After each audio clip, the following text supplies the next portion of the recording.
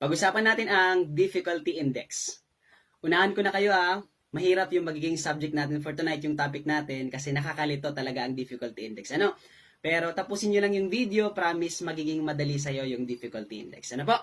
O first question, bakit po ba yan sir tinawag na difficulty index? O simple lang, from the word difficult, ang inaalam dyan ay yung level of difficulty ng tanong. Gaano ba kahirap yung tanong? Kasi as a professional teacher, ayaw natin ng sobrang hirap na tanong, di ba? Ayaw din natin ng sobrang daling tanong. Ang gusto natin, nasa katamtaman lang. Question, sir, bakit gusto natin yung katamtaman lang ng mga tanong? Simple lang. Kasi ang gusto natin, developmentally appropriate sa kahandaan ng bata. Kasi hindi niya pa kaya yung sobrang hirap ng mga tanong. Hindi yun appropriate sa kahandaan niya. At hindi rin naman nabawagay sa kanya yung sobrang mga basic lang. Ano po? Kasi gusto natin mapalabas yung full potential ng bata. So, dapat katamtaman lang para appropriate sa readiness and willingness ng bata. Guys, ba teachers? So, ibig sabihin, ang difficulty index ay guide ng mga teachers sa pag-formulate ng mga questions para magtanggal ng mga sobrang hirap at magtanggal din ng sobrang mga dadali. Para ang matira lang ay yung mga developmentally appropriate, yung mga moderate questions na aangkop sa kahandaan ng mga bata. Gets ba yung teachers? O ito naman, sir. Paano namin po malalaman kung naging mahirap yung tanong? O simple lang, madali lang yan. Ano po? So malalaman natin kung naging mahirap yung tanong, depende kung ilan ang nakakuha ng tamang sagot. So, tandaan mo ang tinitingnan natin ay kung ilan ang nakakuha ng tamang sagot. Kasi kung marami ang nakakuha ng tamang sagot, hindi madali yung tanong. Pero kung konti ang nakakuha ng tamang sagot, ibig sabihin naging mahirap yung naging tanong. Guys, my teachers. So, tandaan mo to ang reference point natin ay kung ilan ang nakakuha ng tamang sagot. Gets ba, teachers? O, halimbawa, magbigay tayo ng example So, halimbawa, meron kang 100 na students.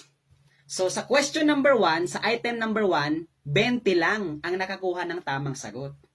So, sa 100 mong estudyante, 20 lang nakakuha ng tamang sagot. O question, mahirap ba yung tanong? Mahirap! Diba? Naging mahirap yung tanong kasi 20 lang ang nakakuha. Ilan ang mali? 80, 80 ang mali out of 100. So, ibig sabihin, ilang porsyento lang nakatama? Ang sagot ay 20% lang ang tama. Bakit? Sa 100, 20 lang. So, ibig sabihin, 20% lang ang nakakuha ng tamang sagot. Kasi 20 lang sa 100 ang nakakuha ng tamang sagot. So, meron ka ng 20%. Tama? Isulat natin. O ngayon naman, kapag yung 20% ginawa mong decimal, magiging siyang 0.20. O di ba? 0.20 or 0.20. Question, sir, paano po sir yung 20% naging 0.20? O simple lang. Kasi i-divide mo lang yan sa 100. O halimbawa, 20%. O 20 divided by 100, o kapag ginawa mo sa calculator, edi 0.20. O yung 0.20, yun yung magiging difficulty index natin. O ang ibig sabihin pala ng 0.20 ay 20% lang ang nakakuha ng tamang sagot. So ibig sabihin, sa 100 mong estudyante, 20 lang ang nakakuha ng tamang sagot. Guess ba yun? Anong interpretation? Very difficult. Sobrang hirap ng naging tanong mo sa item number 1. Bakit? 20 lang ang nakakuha out of 100. Gets ba yung teachers? So, tandaan mo lang, difficulty index, 0.20. Anong ibig sabihin nun? 20% lang ang nakakuha ng tamang sagot. Ibig sabihin, sa 100, 20 lang ang nakakuha ng tamang sagot. Gets ba yung teachers? Tanong, mahirap ba yung tanong? Yes, mahirap. Kasi 20 lang nakakuha out of 100. Gets ba yung teachers? O ngayon naman, item number 2. O tandaan mo 100 ulit ang students mo. O sa question number 2, 40 lang ang nakakuha ng tamang sagot out of 100. Question, kung 40 lang ang nakakuha ng tamang sagot, o mahirap ba yung tanong? Ang sagot is 40, bakit hindi nga umabot sa kalahati? Mahirap pa rin yung tanong. Di ba po? O question, kung 40 lang ang nakakuha out of 100, o ilang percent yun? Ang sagot ay 40%. Gets ba yung teachers? 40% lang ang nakakuha ng tamang sagot out of 100. Gets ba yung teachers? O ngayon, kapag yung 40%, ginawa mong decimal, magiging siyang 0.40 or 0.40. Yun na yung tinatawag ulit natin na difficulty index. So, ibig sabihin, pag may nakita kang 0.40 or 0.40, ang ibig sabihin yan ay 40% lang ang nakakuha ng tamang sagot. So, kagaya ng example natin na kung may 100 kang estudyante, o di 40 lang, 40 lang nakakuha ng tamang sagot. O mahirap yun, kasi mas marami ang naging mali. 60, di ba? 16 estudyante ang mali. So, mahirap, nahirapan pa rin. Question, anong mas mahirap? Yung item number 1 or yung item number 2? Oh, very good. Ang mas mahirap yung item number 1. Bakit? Doon, 20% lang ang nakakuha ng tamang sagot. Di ba po? Oh, pero sa item number 2, 40% ang nakakuha ng tamang sagot. Guess ba yung teachers? So, ibig sabihin, sa item number 1, very difficult. Kasi 20 lang sa 100 ang nakakuha ng tamang sagot. Pero sa item number 2, difficult na lang. Bakit? 40 na. Medyo dumami na. Pero hindi pa rin umabot sa kalahati. Kaya mahirap pa rin. Guess ba yung teachers? Kaya nga, di ba, pag sinabi, ay, hindi nga umabot sa kalahati yung tama, mahirap na yan. Difficult na yan. Guess ba yung teachers? So, ibig sabihin, sa item number 2, ang interpretation mo is difficult. Ngayon naman, proceed tayo sa item number 3. O 100 ulit ang students mo, ano? O sa item number 3, 60 na ang nakakuha ng tamang sagot out of 100. A question, kung lagpas kalahati na, 60, maganda ba yon? Yes or no? Ang sagot ay yes. Di ba? Maganda na. Kasi ang gusto natin, mas maganda na may nakakuha na. Marami na nakakuha kaysa sa mga mali. Tama? O ilang porsyento na yon? Ang sagot ay, o kung 60 ang nakakuha ng tama out of 100, it is 60%. Pag ginawa mo yun sa decimal, 0.60 or 0.60. Gets ba yung teachers? O anong level of difficulty niya? Ang sagot, moderate. O maganda, katamtaman lang. Ano po? O question, anong interpretation mo ngayon? Anong level of difficulty? Ang sagot ay moderate, nasa katamtaman. O question, gusto ba natin na nasa katamtaman? Yes. Kasi ayaw natin ng sobrang hirap, ayaw din natin ng sobrang dali. Gusto natin yung nasa katamtaman para developmentally appropriate sa kahandaan ng bata. Gets ba yung teachers? So, ibig sabihin sa board exam, pag may nakita kang difficulty index na 0.60, so, ang ibig sabihin yan, 60% ang nakakuha ng tamang sagot out of the total number of students. So, question, maganda ba yung tanong? Ang sagot, yes. Kasi hindi naman sobrang hirap, hindi naman sobrang dali. O nasa katamtaman lang, yan ang gusto natin para developmentally appropriate. Gets ba yung teachers? O next question naman, item number 4 na tayo. Ano, sana nakakasunod kayo. O sa item number 4, 80 ang nakakuha ng tamang sagot out of 100 students. E question, mahirap ba yung tanong? Ang sagot, hindi na mahirap. Easy na, madali na. Kasi tingnan mo, 80 na ang nakakuha sa 100 mong students, o lagpas na sa kalahati, ibig sabihin, madali na yung tanong. Gets ba yung teachers? So, ibig sabihin, pag may nakita kang 0.80, it means 80% ang nakakuha ng tamang sagot. Gets ba yung teachers? At madali na yon kasi lagpas ng kalahati, hindi naging madali yung tanong. Gets ba yung teachers? O ngayon naman, item number 5. O sa item number 5, lahat ng estudyante mo, tama sa item number 5. So, ibig sabihin, kung may 100 ka estudyante, 100 out of 100 ang tama. O question, mahirap ba? Difficult ba? Ang sagot, hindi na difficult. Sobrang dali. Bakit? O, lahat tama. Ibig sabihin, basic lang yan, boy. Ano po? So, sobrang dali lang ng tanong. Ano po? O, question, o ilang percent ang tama? Ang sagot ay 100% kasi lahat sila nakakuha ng tamang sagot. Guess ba yung teachers? O kapag yung 100%, ginawa mong number is equal to 1. Bakit set equal to 1? Kasi 100 divided by 100 is equal to 1. Gets ba yung teachers? O kaya kapag sa board exam, basta may nakita kang difficulty index na 1, saktong 1, so ibig sabihin yan, 100% ang nakakuha ng tamang sagot. So ang level of difficulty ay very easy. Sobrang dali. Kasi lahat sila nakuha ang tamang sagot. Gets ba yung teachers? O di ba ang difficulty index ay guide ng mga teachers para magtanggal ng mga items ng mga sobrang hirap, sobrang dali, at magtira ng mga katamtaman lang. Tama? O sa 5 item na pinag-usapan natin, alin doon ang mga tatanggalin, at alin yung mga i-discard, at alin naman doon yung ititira. O ganito yan, ano, gamit tayo ng kamay. Ano po? Okay, item number 1, item number 2, item number 3, item number 4, item number 5. Tama? O di ba ang tatanggalin natin yung sobrang hirap at sobrang dali? Automatic tanggal, discard ang tamang term. Ano po? Yung item number 1, very difficult. Yung item number 5, very easy. Very easy kasi 100% silang tama. Ano? Tapos dito naman, 20 lang nakakuha ng tamang sagot sa sobrang hirap. So automatic, yung item number 1 at saka item number 5, dahil sobrang hirap at sobrang basic, sobrang dali, automatic itong dalawa, discard. Tanggalin mo kaagad yan. Gets ba yung teachers? Kasi as a teacher, ayaw natin na tinitesting lang natin kung kaya ng bata o kaya nila kaya yung mga mahirap. Hindi pwedeng ganun. Ano? Dapat the word is developmentally appropriate. Guess ba, teachers? O di ba natanggal na natin yung sobrang hirap at yung sobrang dali? Yung item number 1 at saka yung item number 5. Tama? Kasi ang gusto natin yung moderate, yung katamtaman lang. Ibig sabihin itong item number 3, dito ang gagawin natin retain. Ibig sabihin, pag sinabing retain, ilagay mo lang siya kung nasa as is. Wala kang babaguhin. Ano po? So, kasi ito, moderate lang yung moderate lang. Hindi naman siya sobrang hirap, hindi naman siya sobrang dali. So, tama. Developmentally appropriate. So, i-retain natin to. Wala tayong babaguhin dito. Guess ba yung teachers? Sobrang ganda ng item na to. Ano po? Ngayon naman, anong gagawin natin sa item number 2 at item number 4? Diba? Item number 2, difficult. Yung item number 4, easy. Pero ayaw pa rin natin na mahirap at madali. Kaya ang gagawin natin dito ay revise. Sa item number 2 at 4, revise. O pag sinabing revise, may babaguhin lang tayong konti. I-adjust lang natin yung tanong para maging moderate siya. Kasi kung ito, difficult, bawasan natin yung level of difficulty para maging moderate siya. Gets ba yung teachers? Ito naman sobrang basic, sobrang easy siya. So ito, dagdagan lang natin ng medyo difficult lang ng mga tanong. So ito ang gagawin natin, dagdagan lang natin yung level of difficulty niya para kung easy siya, maging moderate siya. Gets ba yung teachers? Kasi ang gusto natin, moderate. Bakit? Developmentally appropriate sa kahandaan ng bata. Gets ba yung teachers? So, ibig sabihin, tatlo lang ang gagawin natin sa mga item na yan. Pwede nating tanggalin, discard, pag sobrang hirap at sobrang dali. Ano po? Number 2, ang pwede natin gawin is i-revise. Ibig sabihin, may babaguhin lang tayong konti, i-adjust lang natin. Kung easy siya, idagdagan natin yung level of difficulty. Pero kung difficult na siya, idibawasan natin yung pagiging difficult niya para maging appropriate.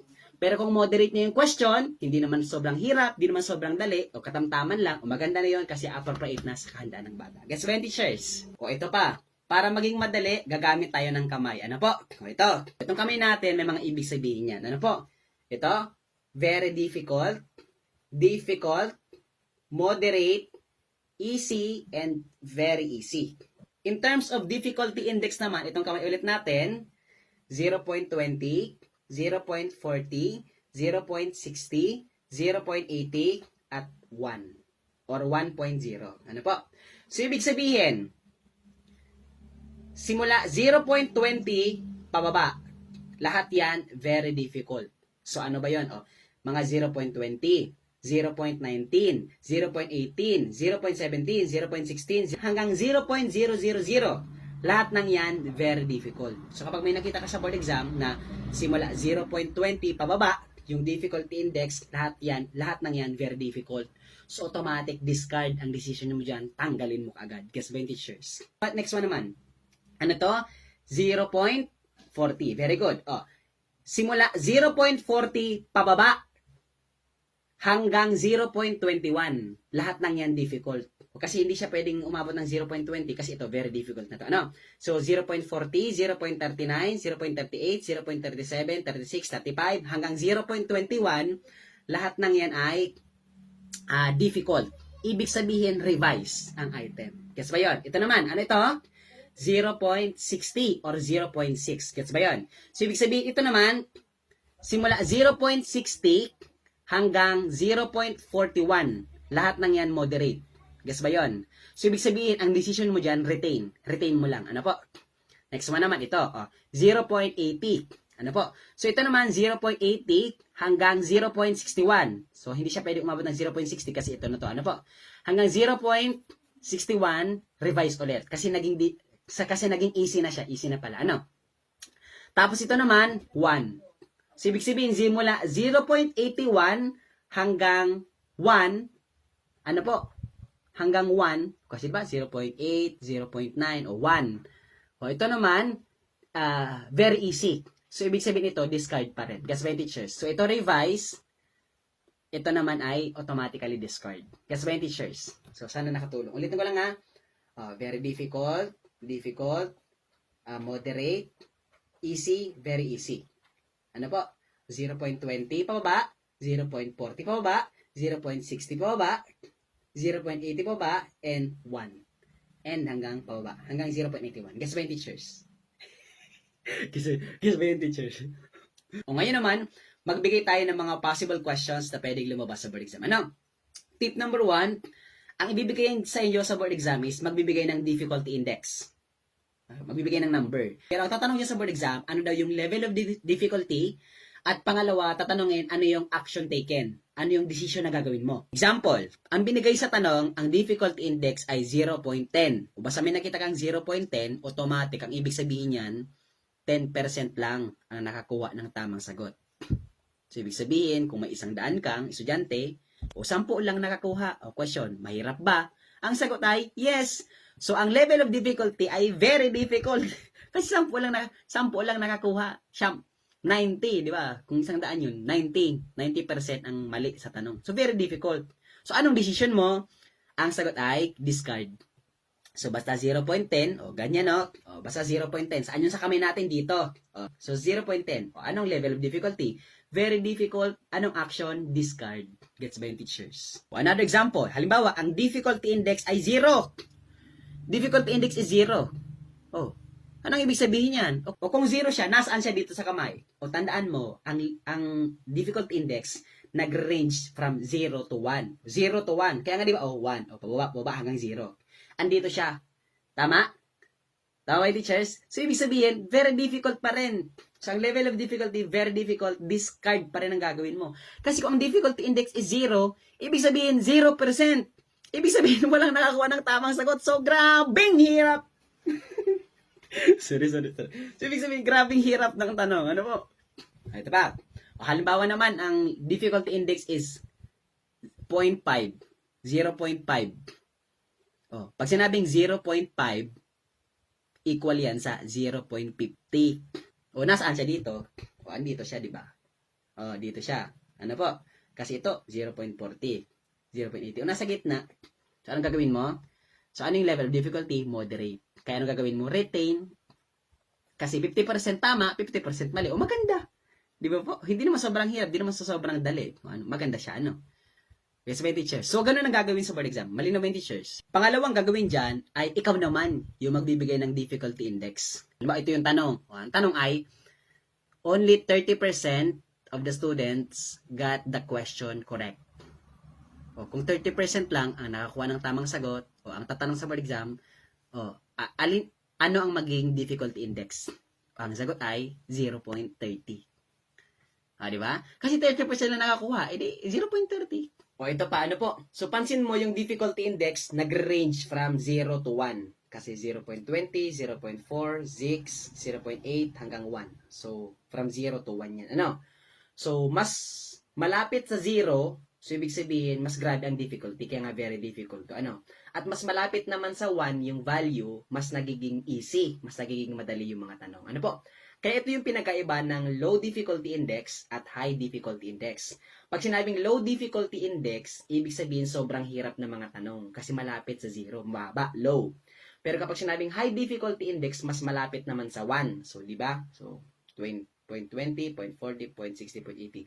So, kapag sinabing high difficulty index, mas madadali, mas mga easy yung mga tanong. Gets ba yung teachers? Okay, sige, i-recap ko lang po yung mga sinabi ko. Ano? So, tandaan mo lang pag sinabing difficulty index from the term difficulty, so ang tinitingnan dyan yung level of difficulty. Ano? So, gaano ba naging kahirap yung tanong? Kasi as a teacher, ayaw natin ng sobrang hirap na tanong. Ayaw din natin ng sobrang daling tanong. Gusto natin katamtaman. Bakit katamtaman? Appropriate. Developmentally appropriate sa kahandaan, readiness, and willingness ng mga bata. Guess ba yung teachers? So, ibig sabihin, ang difficulty index ay guide ng mga teachers para tanggalin yung mga sobrang hirap at tanggalin din yung mga sobrang dadali. Para matira lang yung mga moderate lang. Yung hindi naman sobrang hirap, hindi naman sobrang dali. Guess ba yung teachers? Paano natin malalaman kung naging mahirap yung tanong? Simple lang. Kung ilan na nakakuha ng tamang sagot. Kasi kapag maraming nakakuha ng tama, ibig sabihin, madali yung tanong. Pero naman kapag konti lang yung nakakuha ng tamang sagot, ibig sabihin, mahirap yung tanong. Ano po? Kaya nga meron tayong kamay. Tandaan mo pala, yung range niya is from 0 to 1. So, ibig sabihin, mas lumalapit siya sa 0, yung number na binigay, yung difficulty index, mas nagiging mahirap. Kasi kung 0% lang, ibig sabihin, wala nakakuha ng tamang sagot. Pero mas lumalapit naman sa 1, yung binigay na difficulty index, mas nagiging madali. Kasi ibig sabihin, 100%, ngayon na nakakuha ng tamang sagot. Gets ba yung teachers? So, ulitin ko lang, very difficult, kasi malapit sa 0. Ano? Ito naman, very easy, kasi malapit sa 1. Ito, very difficult, difficult, moderate, easy, and very easy. Ang judgment mo dyan, ang i-judge mo sa dalawang hirap at madali, always discard. Ano po? So, ayaw natin ng sobrang dali, sobrang hirap. Ano po? Ito naman dalawa, difficult and easy, ang gawin mo dyan, revise. So, mag-a-adjust ka lang, may babaguhin ka lang konti para maging developmentally appropriate. And ito naman, retain as is. Kasi maganda to. Di naman sobrang hirap, di naman sobrang dali. Ano po? Ah! Okay, yun lang muna. Grabe, sobrang hirap pala ng difficult index. Pero sana natuto ka sa discussion ni Sir Nestor. And then, pakilike naman ng video kung nakaabot ka sa parte ng video ito. Grabe, pinaghirapan ko naman yung difficult index na yun. Ano? Sana natuto ka and then palagi yan lumalabas sa, sa board exam. Ano? So, sana next time, pag naka-encounter ka ng difficulty index, is competitive ka na. Paano mo yung sagutan? Ano ba? Yun lang. Pag-like naman ng video and then paki-comment ulit kung baguhan ka sa page ko para alam ko kung hanggang saan ang na-reach ng video ito. Yun lang. Thank you very much everyone and happy holiday!